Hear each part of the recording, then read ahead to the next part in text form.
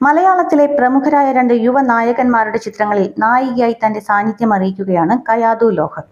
ടൊവിനോ തോമസ് നായകനായി എത്തുന്ന പള്ളിച്ചട്ടമ്പി, ദുൽഖർ സൽമാന്റെ അയാം ഗെയിം എന്നീ ചിത്രങ്ങളിൽ നായികയാകുന്നതോടെ മലയാള സിനിമയിൽ പുതിയൊരു കാൽവയ്പ് നടത്തുകയാണ് ഈ നടി. ടൊവിനോ തോമസിനെ നായകനാക്കി ഡിജോ ജോസ് ആന്റണി സംവിധാനം ചെയ്യുന്ന ബിഗ് ബഡ്ജറ്റ് ചിത്രം പള്ളിച്ചട്ടമ്പിയിലെ കയാതു ലോഹറിന്റെ പോസ്റ്റർ പുറത്തു വന്നിട്ടുണ്ട്.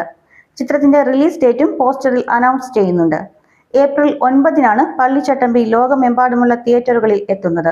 മുൻപിറങ്ങിയ ടൊവിനോയുടെ കഥാപാത്രമടങ്ങിയ റിലീസ് ഡേറ്റ് മോഷൻ പോസ്റ്റർ രാജ്യത്തൊട്ടാകെ വലിയ രീതിയിൽ ശ്രദ്ധ നേടിയിരുന്നു. തന്റെ കരിയറിലെ ഏറ്റവും വലിയ ബിഗ് ബഡ്ജറ്റ് സിനിമയായ പള്ളിച്ചട്ടമ്പിയിൽ ഇതുവരെ കാണാത്ത ലുക്കിലാണ് ടൊവിനോ പ്രത്യക്ഷപ്പെടുന്നത്. കയാതു ലോഹർ നായികയായി എത്തുന്ന ചിത്രത്തിൽ കേരളത്തിൽ 1950-60 കാലഘട്ടത്തിൽ നടക്കുന്ന കഥയാണ് പറയുന്നത്.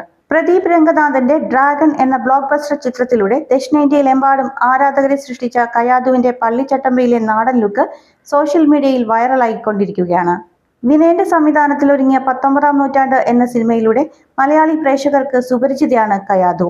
പള്ളിച്ചട്ടമ്പിക്ക് പുറമെ ദുൽഖർ സൽമാൻ ചിത്രമായ അയാം ഗെയിമിലും നായികയായി ഈ നടിയെത്തും.